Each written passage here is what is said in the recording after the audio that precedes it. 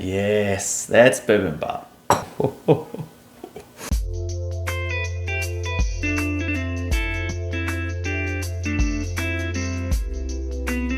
Annyeonghaseyo from Korea and welcome to Dick's Matchup. Today we're cooking bibimbap.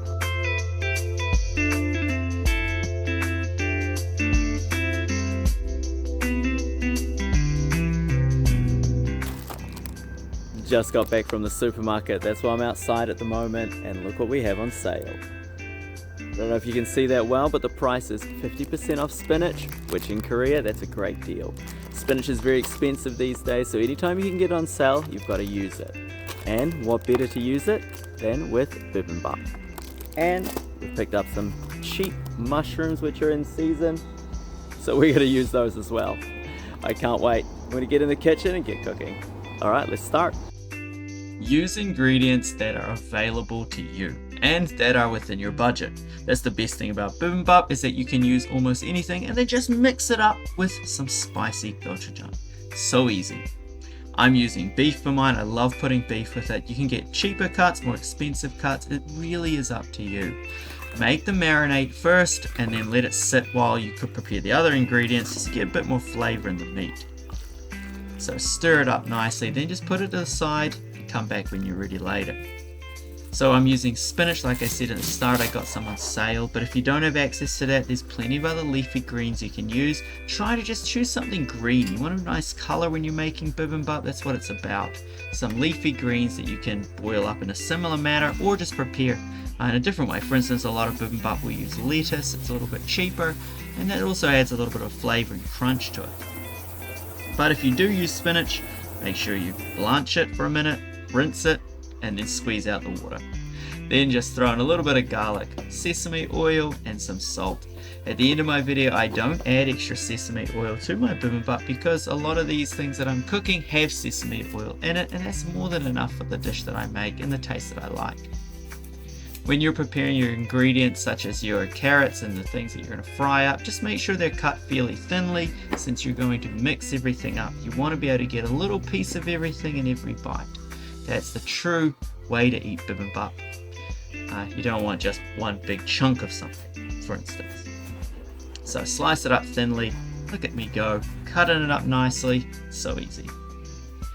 Bell pepper, this is a new one. I tend to put a lot of bell pepper in things. I eat a lot of bell pepper basically. So there's always some bell pepper in my kitchen. A lot of my breakfasts are bell pepper. So I love it.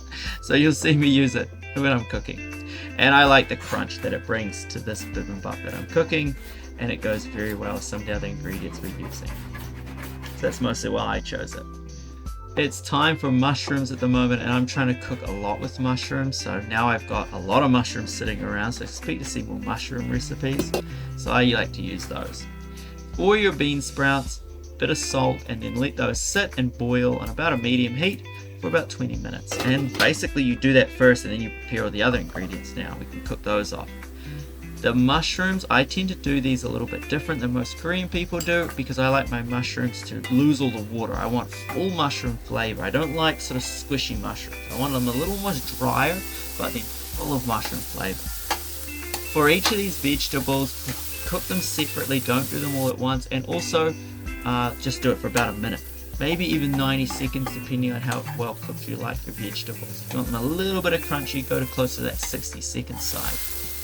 And a little bit of salt in each one to help dry it out and you get a bit better flavor as well. Season your vegetables well and you'll find your bibimbap will have a little bit of flavor. This egg is not mine. You won't see it later in the video. I'm just showing you now. You should cook an egg. Bibimbap usually has egg, but I don't like egg. So that egg is for my wife.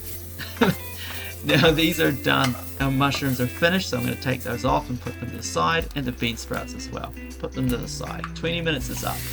So the last step is to cook the meat. That way your meat's going to be nice and fresh when you're sort of plating it. You can cook it just sort of how you like it. Since it's beef, you can have it a little bit rarer or just sort of get it nice. Don't cook it really well, it's up to you. But I guarantee it's going to taste delicious because that marinade was perfect. when you plate bibimbap, normally I would say just throw it all in because you're going to mix it up. But I think when you're doing it, you should make it look pretty, because that's the fun of bibimbap. Taking all these ingredients and sort of making this sort of fun design that you can see all the beautiful colors that you've worked hard on. You've worked hard on this dish, right? For my red paste, this is just straight red pepper paste, gochujang. That's how I like it, but there are different ways of preparing it. Let's see how it tastes. Now, if you're making it at home, I'd actually recommend that what you do is you put some of the gochujang to the side and let people serve it with as much as you want or they want. But I prefer to put it on because I know I love gochujang, and I like it spicy for my bibimbap, but not everyone does. In addition, most people, in fact, almost everyone eats it with egg. Honestly, a little bit of a confession, I don't like egg. So I had an egg, I was ready to put it on. It didn't quite suit the presentation I wanted, and since I don't like egg, well, I'm gonna make it how I want to eat it. So if it looks good and there's no egg, I'm going with that option. Alright, it's bibimbap, so there's some time to mix. Oh yeah, oh yeah. Alright, get a load of that. Look at that, yes, that's bibimbap.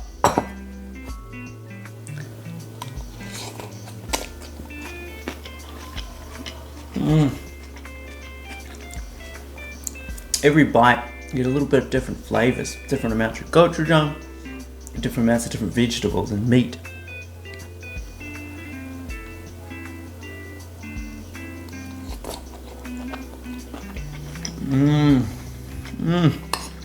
I'm gonna eat this. Thanks for watching. Have a great day. I hope you get a chance to make some bibimbap. Don't stress if you get the ingredients right or wrong. There's really no wrong way to do it. As long as you've got mixing and you've got rice and maybe some red sauce. Yeah, I feel like you gotta have the gochujang.